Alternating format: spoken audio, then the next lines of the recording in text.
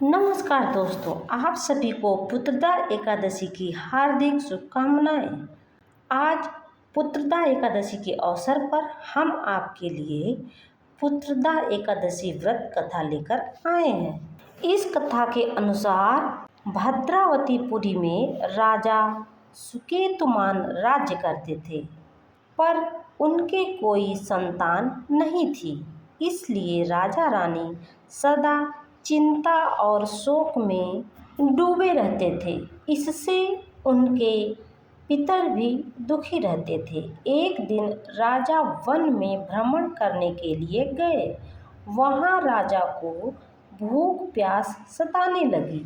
वे जल की खोज में इधर उधर दौड़ने लगे।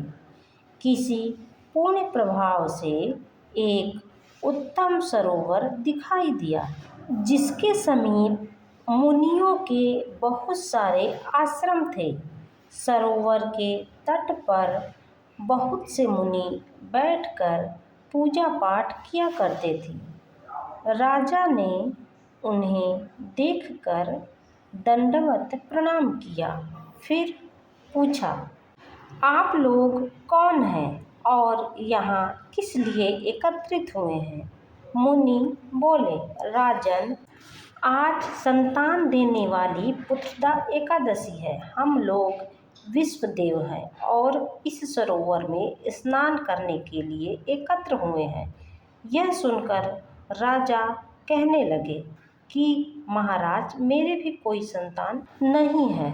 यदि आप मुझ पर प्रसन्न हैं तो एक पुत्र का वरदान दीजिए। मुनि बोले, हे राजन, आज पुत्रदा एकादशी है।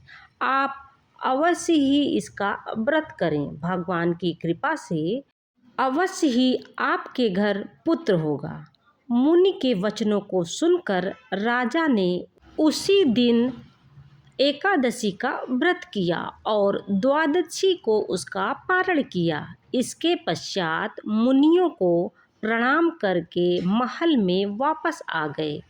कुछ दिनों बाद रानी ने गर्भ धारण किया और 9 महीने के पश्चात उनके एक पुत्र हुआ।